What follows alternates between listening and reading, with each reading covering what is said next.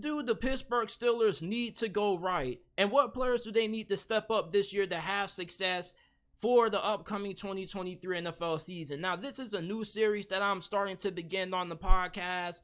Keys to the season. What does every team need to do to be successful this year? And for the Pittsburgh Steelers, first of all, we got to answer the question, what would be considered a successful season for the Steelers this year? So I think a successful season for the Pittsburgh Steelers would be making it to the wild card round and having a competitive loss in the wild card. Now, some people may say divisional round, but I think wild card round would be a pretty good season for Pittsburgh, considering the fact that they have a pretty young roster. When you look at Kenny Pickett still being pretty young in his career going into year 2, you look at the fact that the Steelers have quietly overhauled their roster and rebuilt it. They had one of the oldest teams in the NFL a couple of years ago, especially when you looked at their offensive line. Now you look at their offensive line, you got a lot of young talent on that unit. And then you look at the defense also has gotten pretty young. Outside of Cam Hayward, like, this is a defense that has a lot of players that are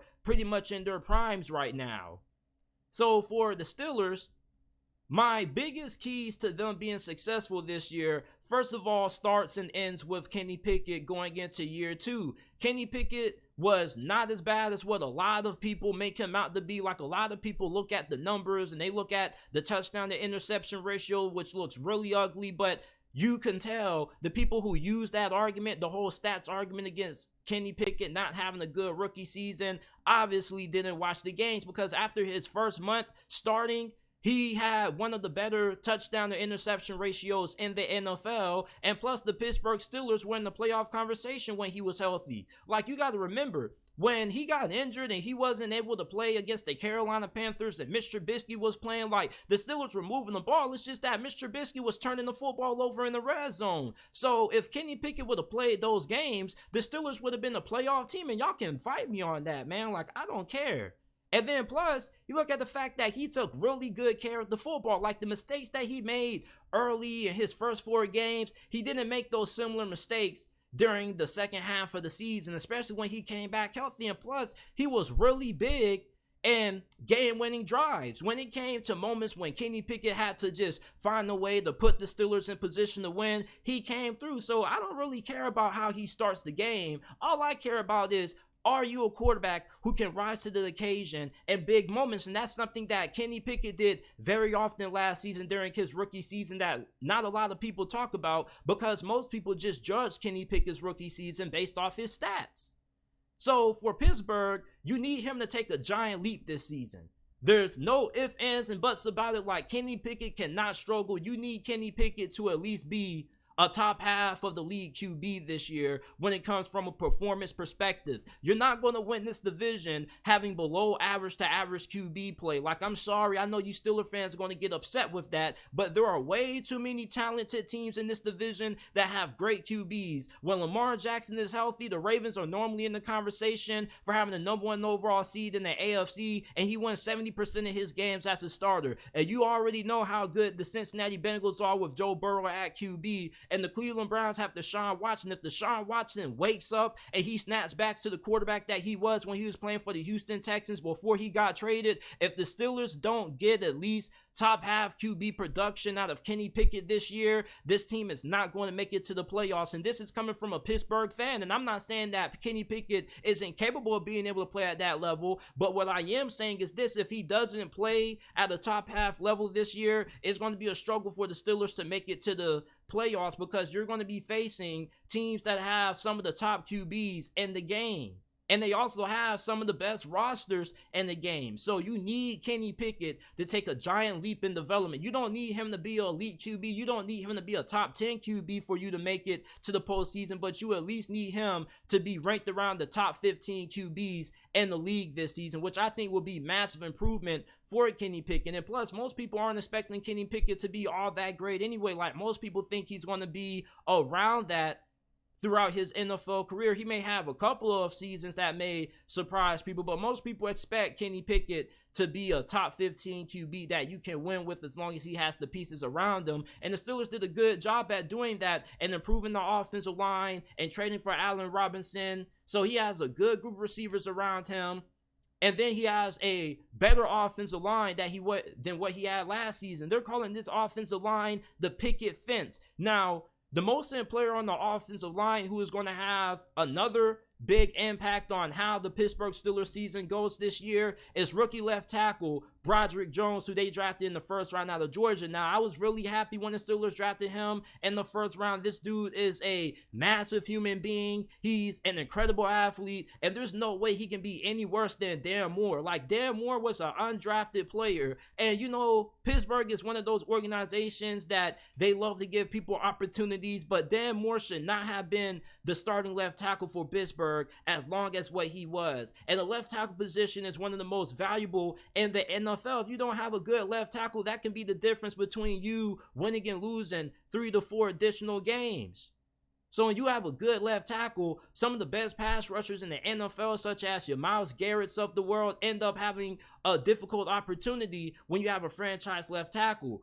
Pittsburgh needs Broderick Jones to be solid out the gate. Now, they don't need him to be great. They don't need this dude to look like he's an elite left tackle, even though you would hope for that to happen, and that's what you kind of expect for him to happen later on in his career. But right now, I just think you need him to be solid, which would be steps better from what you've gotten from the left tackle position over the last couple of years. You're already good at your other positions. At guard, center is really good. I think Chixo Okorafor is okay.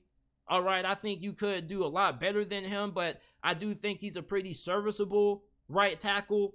And then the last person on the offense that's going to have a big impact on how successful the Steelers season is Matt Canada. You need Matt Canada's play calling to improve on third down and inside the red zone. Like, this dude's red zone play calling is not good. And I know I'm not a play caller, so I don't really know everything that goes into calling plays and whatnot, but I do know that some of those plays that Matt Canada be trying to run have zero chance for success.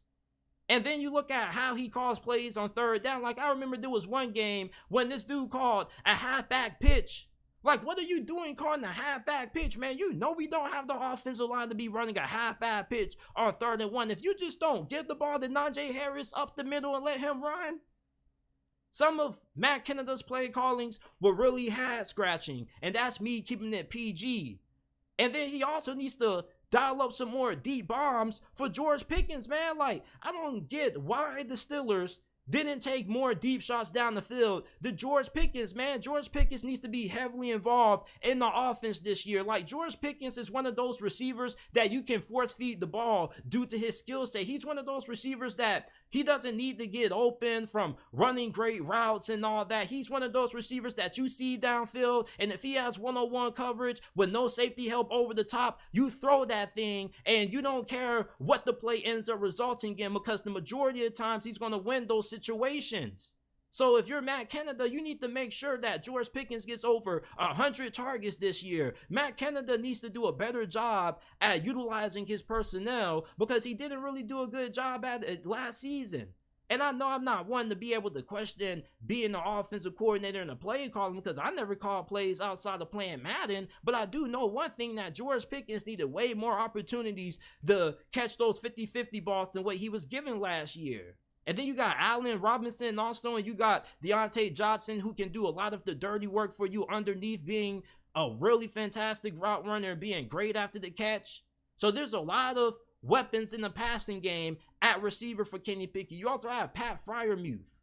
So for Matt Canada, there's no reason why this offense shouldn't be ranked in the top half of the NFL this season. He's going to be really big on determining how successful this offense is going to be, because if you don't have a good offensive coordinator, then you're going to over-rely on your quarterback to be able to turn bad plays into good plays and good plays into great plays, versus when you have a great offensive coordinator, he makes good plays look like fantastic plays, and plus you couple that with a good QB, and it ends up resulting in you having one of the best offenses in the NFL.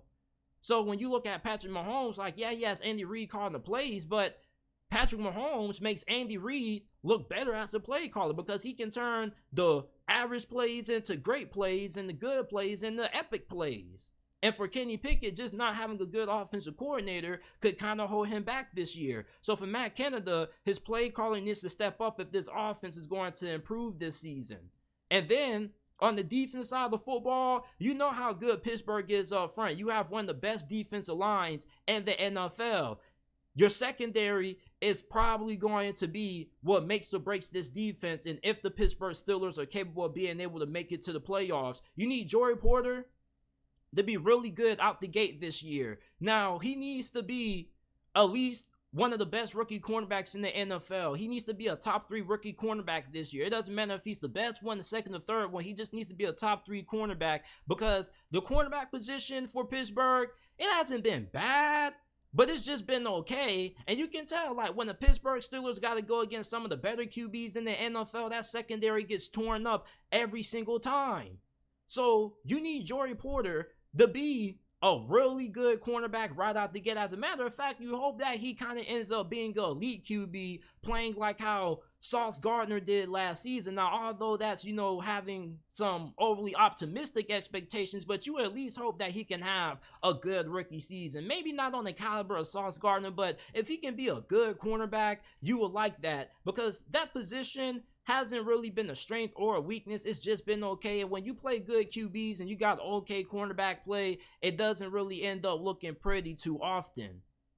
So Joey Porter, I think he needs to be really good, really fast. And then you need good linebacker play. Linebacker play has been the biggest weakness of the Steelers defense for the last 2 years, man. So you bring in Miles Jack. You thought that Miles Jack was going to be able to solve your problem at linebacker, and he wasn't really all that good. Although I don't think he was terrible, but I guess the Steelers are just looking for more from that position. So you signed Landon Roberts, who's really good. You also brought in Cole Holecomb, who a lot of Commanders fans were really disappointed to lose in free agency. So as long as Cole Holecomb can stay healthy, because he does have a little bit of an issue with being able to stay on the field, the Steelers are going to have some really good linebacker play. And overall, with how good this pass rush is going to be, with the pass rushing duo of TJ Watt and Alex Highsmith and Cam Hayward, you're going to be really good up front. And if your linebacker play can be good, your run defense is going to return to what it used to be, because the Steelers normally used to have one of the best run defenses in the NFL, but things have kind of started to go a little bit left with the issues that they've had at the linebacker position. So these are my Pittsburgh Steelers keys to a successful season in 2023. Let me know how you guys feel about this down in the comment section down below. Let me know what your keys are for a successful season for the Pittsburgh Steelers this year.